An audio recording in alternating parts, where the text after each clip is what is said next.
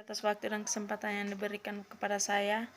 Perkenalkan, nama saya Maria Veronica BB, NIM 1723030007. Saya dari kelas B, reguler sore, semester 7.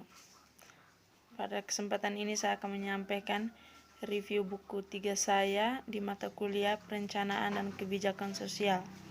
Baik, yang pertama kita lihat di sini dengan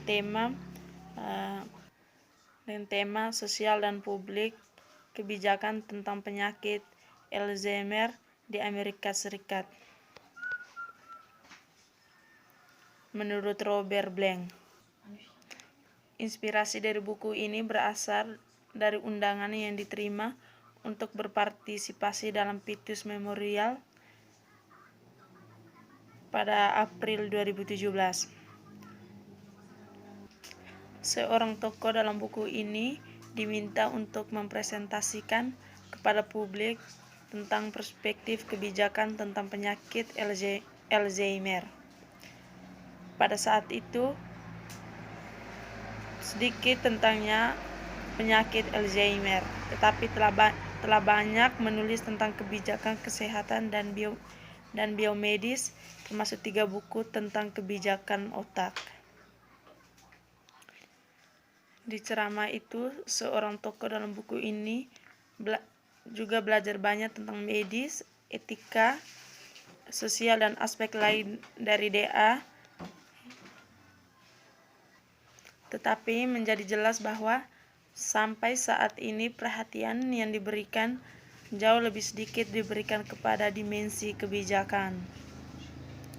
Dengan eksplorasi lebih lanjut, dalam buku ini menemukan bahwa meskipun ada literatur ilmiah dan sosial yang sangat besar dan banyak buku dan naratif tentang AD, literatur tentang kebijakan publik jauh lebih terbatas.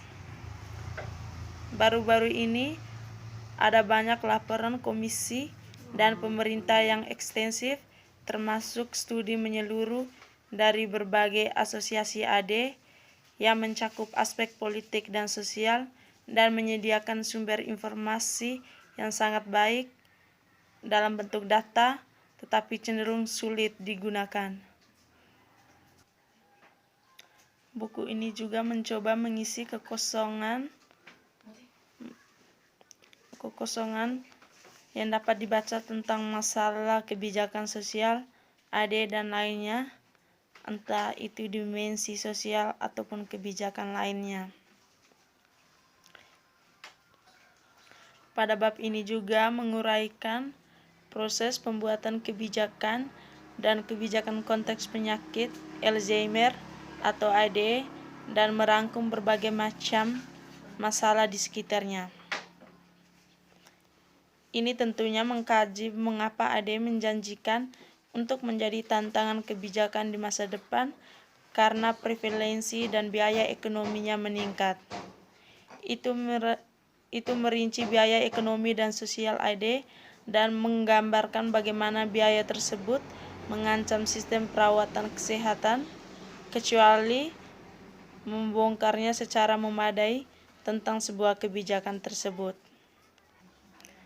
Bab ini juga meneliti dana penelitian DA yang dibandingkan dengan penyakit lain dan merangkum inisiatif kebijakan terbaru, komisi, dan asosiasi laporan untuk menghadapi tantangan yang ditimbulkannya.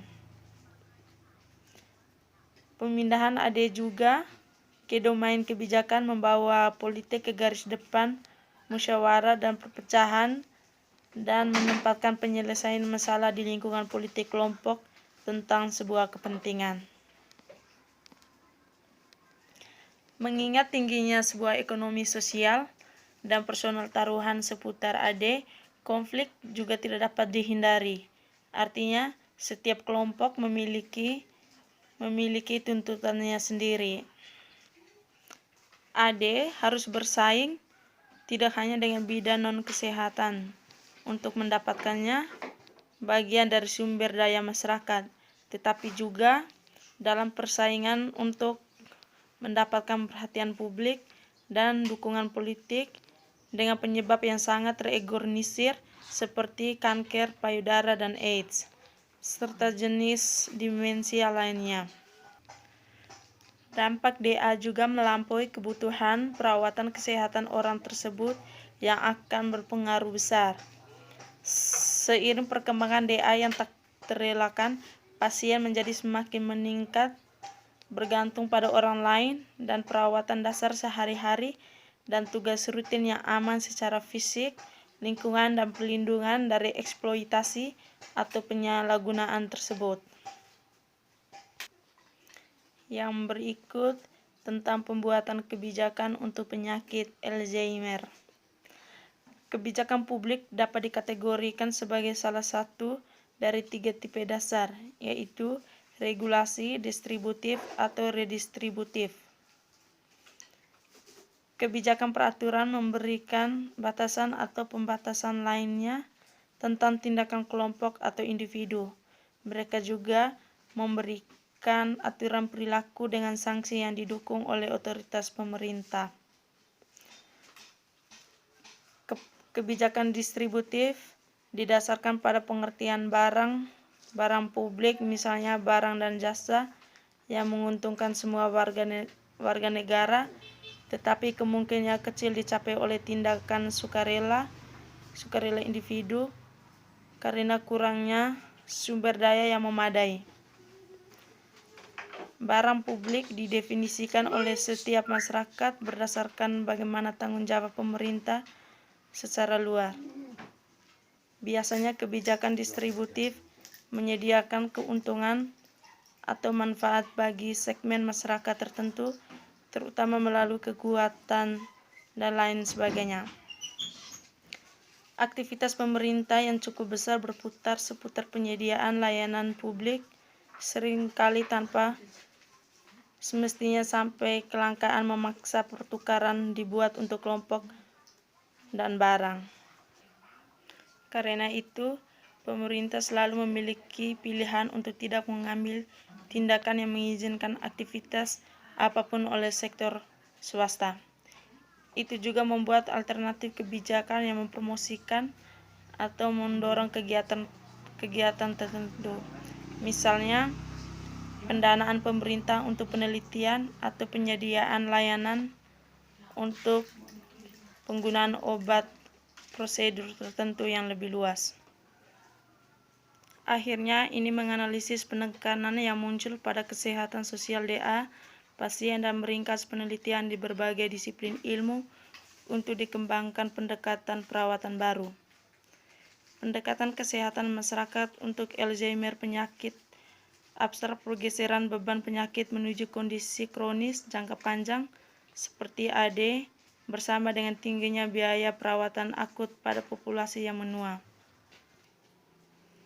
Bab ini juga merangkum bukti terbaru dari potensi pengurangan risiko dan strategi pencegahan yang secara kumulatif dapat mencegah hingga sepertiga kasus DA di masa depan. Ini memeriksa bukti ini di berbagai potensial, beberapa di antaranya telah terbukti menjadi tidak menguntungkan sampai saat ini. Jika tujuan dari sistem perawatan kesehatan adalah untuk meningkatkan kesehatan penduduk, khususnya program kesehatan masyarakat yang menghasilkan gaya hidup lebih sehat sangatlah penting. Pada buku ini juga menjelaskan di mana penyakit Alzheimer di Amerika Serikat tentunya sangat berpengaruh. Aktivitas kebijakan Alzheimer terbaru, Undang-Undang Proyek Alzheimer Nasional disahkan dengan suara bulat baik gedung Kongres dan ditandatangani menjadi undang-undang oleh Presiden Obama di 2011. Untuk mendirikan proyek Alzheimer Nasional, untuk yang pertama membuat dan memelihara rencana nasional penanggulangan AD yang terintegrasi. Kedua, mengordinasikan penelitian dan layanan AD di seluruh badan federal. Yang ketiga, mempercepat perkembangan pengobatan untuk mencegah, menghentikan, atau membalikan jalurnya. Undang-undang tersebut juga membentuk Dewan Penasihat Penelitian Alzheimer, Perawatan dan Layanan, dan membutuhkan sekretariat bekerja sama dengan Dewan Penasihat untuk membuat dan memelihara rencana nasional untuk mengatasi penyakit Alzheimer. Sekian dan terima kasih. Inilah presentasi review buku 3 saya.